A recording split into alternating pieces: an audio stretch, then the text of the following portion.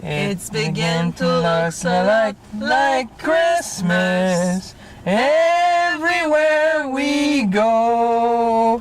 Puis on connaît pas la suite. Fait que c'est ça qui est ça. Alors, Bon générique. Ce générique vous est offert par Richard et Melinda dans l'espoir de ne pas entraver la loi sur le contenu créatif de YouTube. Bonsoir, chers auditeurs, chères auditrices, et bienvenue à ce nouvel épisode de Manga.qc. Effectivement, donc le deuxième épisode de la deuxième saison. Et comme vous le voyez derrière nous, et aussi avec l'intro qu'on a fait, c'est une émission spéciale Noël qui va regrouper le mois de novembre, vu qu'il n'y a pas eu d'émission, et décembre. Effectivement. Alors, qui dit Noël, dit chocolat, dit Père Noël, dit cadeau, dit musique, dit on retourne en enfance, puis on essaie d'avoir du fun. Alors, pour fitter avec notre spécial Noël, on s'est dit on va prendre une série qui nous rappelle des bons souvenirs, comme la fête de Noël, donc une série de notre enfance. On a grandi avec. Effectivement. Et une de mes deux séries, donc j'avais le choix entre Les Cités d'Or, que tout le monde connaît majoritairement. On s'entend, ça va peut-être passer pendant 10 ans de temps au Québec. Plus grand chose à dire là-dessus. Effectivement. Ou alors prendre une série que j'ai beaucoup aimée, mais qui est un peu moins connue. Alors j'ai décidé de prendre celle-là, qui s'appelle Sous le signe des mousquetaires. Tu veux dire les Trois Mousquetaires? Non, pas les Trois Mousquetaires d'Alexandre Dumas. Non? C'est une série d'animes qu'on initie. On fait une émission sur les animes, puis gars. Ok. Tu parlais de classique. C'est une série d'animes qui est basée sur ce classique-là. On s'entend largement basé. Oui, effectivement. Les Japonais s'approprient beaucoup les séries, vont prendre des faits, mais après ça, vont en modifier beaucoup d'autres pour faire en sorte qu'au fond, l'œuvre originale et l'œuvre qu'ils ont créée soient deux trucs totalement différents. On s'entend, par exemple, les personnages de base, c'est les mêmes. Oui. Alors, on a D'Artagnan, qui est évidemment le personnage principal de la série. Ensuite, on a les autres mousquetaires, donc Aramis, qui est en réalité, dans la série animée, une femme, et non un homme comme dans le livre. Mais il faut se dire, par exemple, qu'à l'époque, Aramis a toujours été, pour Alexandre Dumas, une femme. Mais pour l'écriture, à l'époque, c'était inconcevable d'avoir un mousquetaire féminin, donc c'est un homme dans le roman. Effectivement. On a aussi Porthos, qui est le grand fier à bras, toujours en envie de manger, qui a toujours faim, mais qui veut toujours aider tout le monde aussi. D'ailleurs, c'est à cause de lui que pendant des années, je pensais qu'une cuisse de poulet, ça s'étirait long comme ça. Et j'ai réalisé après que c'était pas comme ça. Effectivement, ça c'est un vieux classique dans les animes, quand les gens mangeaient. On le retrouve aussi, mettons, dans One Piece, quand le film mange de la viande, ça a tendance à s'étirer aussi, c'est un classique qui ont gardé. Viande élastique. Oui, effectivement. Et puis le dernier des mousquetaires, qui est mon préféré, qui est l'homme mature et un peu plus intelligent, qui va au fond servir de leader au groupe, eh bien évidemment, c'est Athos. 2 secondes là. Repasse donc ça. En rose? Mais oui! Tu vois, ils ont décidé de mettre Athos en rose, il devait manquer de couleur. Probablement. J'avoue que ça fait pas très masculin, mais de toute façon, quand on l'écoutait, on était jeunes, donc je m'en suis pas vraiment offusquée de ça, ça me dérangeait strictement pas. J'avoue que si le personnage d'Athos, à cause de la couleur, est peut-être moins prenant, la série a des super bons méchants, par exemple. Oh oui. On s'entend, le cardinal, personne l'aime, c'est fait de même, c'est un des méchants, je dirais, les plus poches de la série. Il fait sa job, puis personne qui l'aime. C'est ça, donc ça, à ce niveau-là, c'est correct. Son adjuvant qui est Roquefort, au fond, c'est un méchant, mais qui va être comique dans la série. Donc, il va faire des gaffes, c'est un peu le comic relief qu'on parle. Il y a évidemment Milady, qui va être assistée de son fameux Pépé, qui est un petit singe qui, on s'entend dans le livre, n'existe pas, mais qui ont rajouté dans l'anime. Et mon méchant, le plus cool de la série, c'est l'homme au masque de fer. Ah, tellement. Impressionnant. Oui, il rentrait dans la scène, puis moi j'étais captivée quand j'étais jeune. Là. Malheureusement, il arrive beaucoup tard dans la série, par exemple. Effectivement. Et on ne sait jamais qui il est réellement. Parce que même jusqu'à la fin de la série, il garde son masque Et on ne connaît pas, en fait, sa véritable identité. Donc, et non, c'est pas Leonardo DiCaprio. Non, effectivement, ça pourrait. On ne sait pas. Peut-être. Je sais pas. Alors, l'histoire de Sous le signe des mousquetaires commence avec D'Artagnan, qui, en Gascogne, a un conflit avec un autre garçon de son village et puis son petit groupe d'amis sur un éléphant. Donc, on s'entend, c'est une série pour jeunes aussi. Alors, au fond, c'est très simple. D'Artagnan dit qu'un éléphant, c'est extrêmement grand, extrêmement fort, que ça n'a pas de poils et que c'est tout gris. Et puis, les garçons, on s'entend à une époque quand même vieille, en Europe, les éléphants, ils n'ont jamais vu ça. C'est exotique. C'est ça. Eux, ils ne croient pas à ça. Pour eux, la plus grosse bête qui existe, c'est l'équivalent d'un sanglier ou d'un gros chien. Alors, pour laver l'honneur de sa famille, pour prouver que son grand-père n'a pas menti, que les éléphants existent vraiment, pas grand-chose. Il décide d'aller à Paris pour amener un éléphant dans son village. Mais bon, il va rencontrer plein de personnes, il va arriver plein d'événements qui vont faire en sorte qu'il ne pourra pas réellement ramasser son éléphant. Je vous dis pas, peut-être qu'à la fin de la série, il va réussir, donc je vous garde ça en stand-by si vous voulez regarder la série. Il va rencontrer les 3 autres mousquetaires, va s'inscrire pour être lui-même mousquetaire, va rencontrer le roi, la reine, et puis il va travailler pour déjouer les plans du cardinal. Le méchant cardinal. Le méchant cardinal. Mais il faut souligner aussi que l'épée avec laquelle il se trimballe toute la série a une importance significante parce que c'était l'épée de son père qui était justement, si je ne m'abuse pas, il était mousquetaire. Donc il suit les pas de son père. Ça, c'est à peu près, je pense que c'est dans le livre aussi. Donc c'est un élément qu'ils ont gardé tel quel du livre. Ce qui est le fun aussi dans cette série-là, c'est que je l'ai écouté tout en français.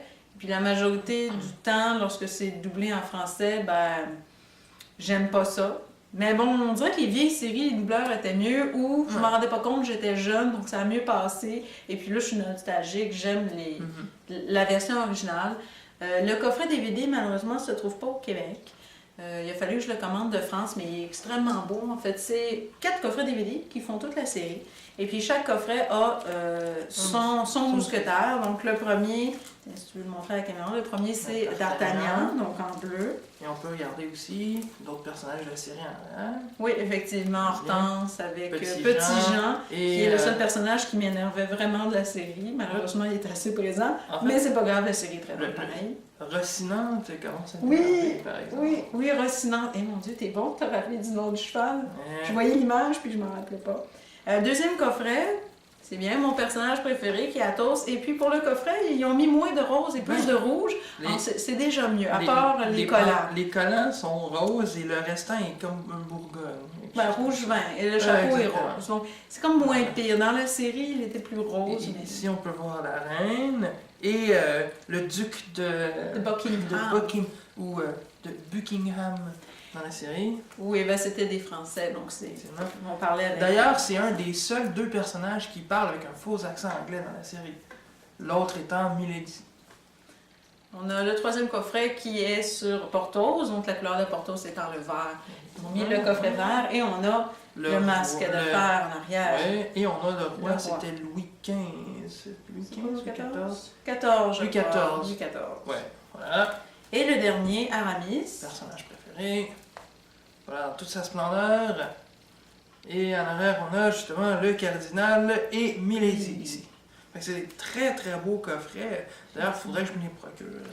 Si vous les voulez, c'est qu'en France que vous pouvez les trouver. Donc, je pense que la série a peut-être pas été assez populaire au Québec pour qu'ils en fassent des coffrets. Chose qu'ils ont faite pour les Cités d'Or, mais le signe des mousquetaires, ça l'a comme passé en dessous du tapis. Par exemple, si vous avez un ordinateur, ou n'importe qui a un ordinateur maintenant, ou un lecteur DVD multi-région, vous allez région 0.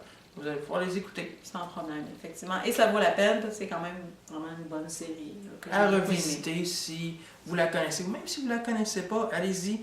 Vous allez voir, c'est pas juste les animes récentes qui sont intéressantes. Effectivement, celle-là vaut le coup d'œil, honnêtement. C'est une longue série. Mais écoutez les premiers épisodes, puis si vous accrochez, vous allez aimer ça jusqu'à la fin.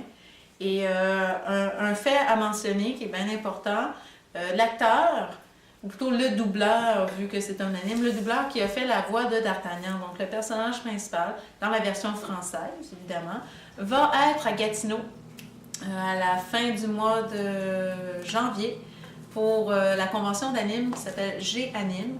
Alors, si vous pensiez y aller, vous connaissez la série, il va peut-être apporter un petit quelque chose. Il va être là pour faire des autographes. Donc, c'est sûr, je vais amener mon coffret pour le faire signer. Évidemment, je vais être très contente de voir ce doubleur-là. C'est vraiment intéressant.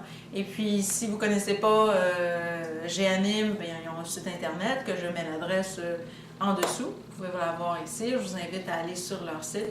C'est une petite convention comparée à Autochtone, mais elle est vraiment bien organisée. Les gens sont très sympathiques.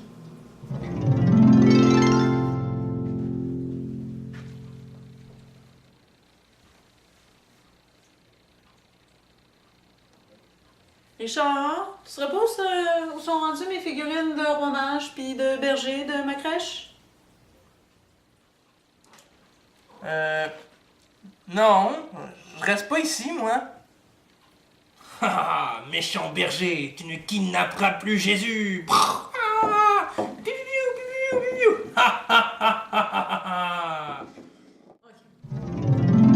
Alors, on est rendu au pour Et au contre de la série Sous le signe des mousquetaires.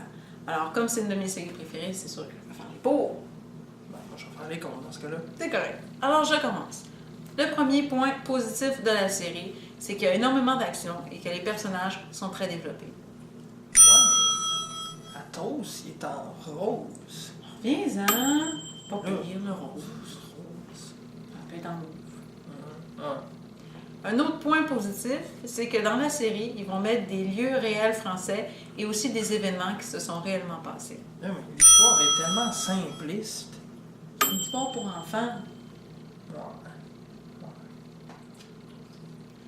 Au niveau des personnages, le Masque de Fer est un méchant vraiment cool. Oh, mais t'oublies Pépé. Pépé, oh. Ouais. J'avoue que lui, t'es gossant. Pas mal, ouais.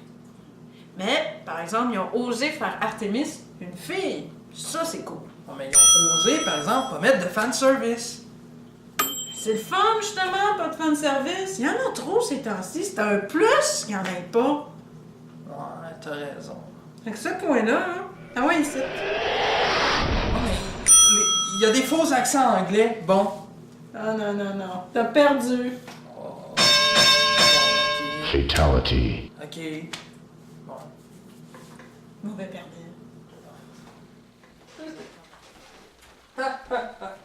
Bonjour, mesdames et messieurs. Bonsoir. Alors, qui dit Noël dit convive. Hein, il faut s'occuper de nos convives. Bien sûr. Et normalement, qu'est-ce qu'on offre à ceux-ci durant le temps des fêtes? Ben, c'est du chocolat. Mais qu'est-ce qu'on leur sert aussi à boire? Ben, différentes sortes de liqueurs. Eh oui. Mais maintenant, pourquoi s'encombrer de deux choix lorsque le choix du président s'est occupé de le faire pour vous dans une seule et même bouteille? Je vous parle du soda à arôme de chocolat, le décadent. Alors, ce soir, nous avons comme pour mission de déguster pour vous afin de vous faire découvrir ce, je suis sûr, merveilleux produit. On verra. Alors, nous avons besoin de verres. Non, attends un petit peu.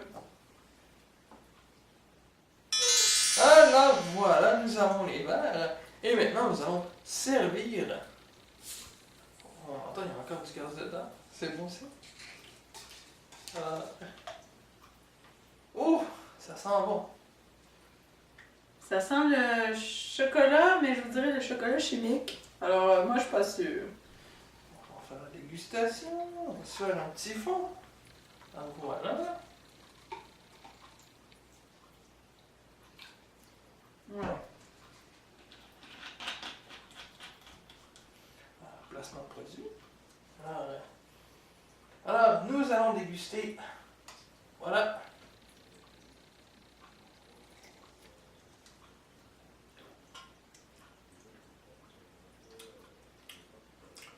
Ça goûte le chocolat pendant quelques secondes. Ouais. Puis après, ça goûte plus grand-chose. Non, ça goûte l'eau, je dirais même.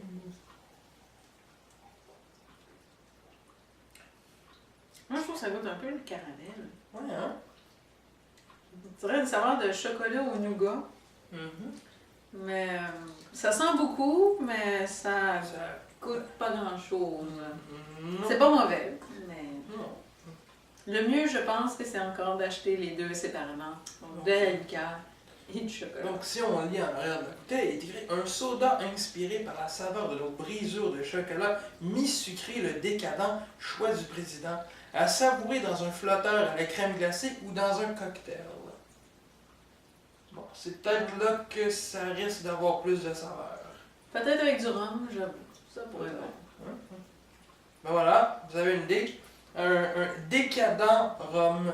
Voilà, Donc, sur 5, 3,5. à peu près ça. Ça délivre la saveur, mais pas pour longtemps. Effectivement. Puis, c'est un verre tombera probablement pas sur le cœur, faut juste pas en boire tout au long de la soirée. Fait que donc, c'est pas la meilleure chose à boire, mais c'est pas la pire non plus. Non. Donc, c'est un entre deux. Non, c'est- Entre- C'était notre test gustatif Eh oui! Alors, de l'émission.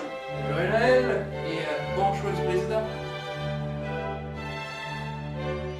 みんな集まってほらアルテミスもおめでとう Alors, pendant que vous perdez votre temps à regarder le générique à côté, on va vous proposer un petit jeu. Alors, c'est très simple. On va vous mettre une image à la fin de l'émission et puis vous devez nous écrire en commentaire à la vidéo ce à quoi ça vous fait penser.